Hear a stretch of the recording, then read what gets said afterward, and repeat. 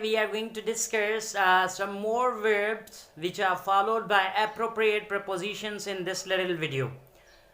Hi everyone, I am Ali Gohar Maheswar, an English teacher and a motivational speaker, and you are watching my YouTube channel Learn English with Ali Gohar Maheswar. Today in this video we are going to discuss some more verbs or words which are followed by appropriate prepositions in English. But before we discuss, I would request all those who are new to my YouTube channel that don't forget to subscribe my YouTube channel and press the bell icon for all in order to watch and receive all my videos, upcoming videos in future. And don't forget to press the like button, because you people are very miser at giving likes to the YouTubers. So let's get started. But before we start, one thing more. I would like to give you a prior test for you people in order to understand, in order to know whether you are doing good or not. You are knowing the prepositions well or not. Therefore, I have just put a simple test before the video, before my lecture gets started off. So here is a test for you. Just go through it and try to find the proper preposition in a blank. After then we are going to switch to the video that I'm going to tell you.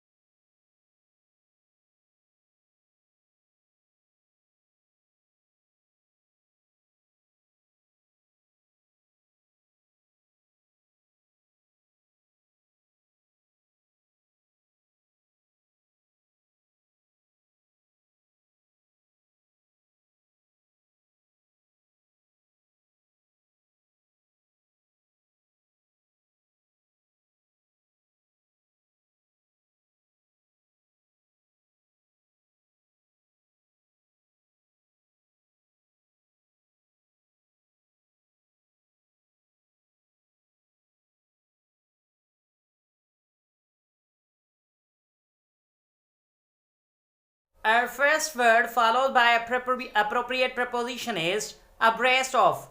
Abreast of means up to a certain level or a certain degree, and it also means up to date. And the sentences with abreast of are: number one, it is important to keep abreast of new scientific development. It is important to keep abreast of new scientific developments. Number two, people must keep themselves abreast of the current situations. People must keep themselves abreast of the current situations. Our second word followed by an appropriate preposition is coincide with. Coincide with means things happening or occurring at the same time, by the chance. So when there are two things which are occurring at the same time, which are happening at the same time, we use this word coincide with. And here are some sentences with coincide with. Number one, the conference will coincide with his vacation. The conference will coincide with his vacation. Number two, the exam's date coincides with his invitation date. The exam's date coincides with the invitation date. The third verb followed by an appropriate preposition is like accuse of. Accuse of means having a blame, or accused of means a person who is censured or having certain belief to really to prove, to just disapprove or disprove. So these sentences with accuse of are: number one, the prisoner is accused of high treason. The prisoner is accused of high treason. Number two, the president was accused of malpractice. The president was accused of malpractice. Our next word followed by an appropriate preposition is mull over. Mull over means to ponder over, to think over, or to work mentally on certain things. And the sentences with mull over are: number one, he paused to mull over his options. He paused to mull over his options. Number two, he tried his best to mull over the situation. He tried his best to mull over the situation. Next word in a list today is to part ways with. To part ways with means to break the relations or to leave somebody.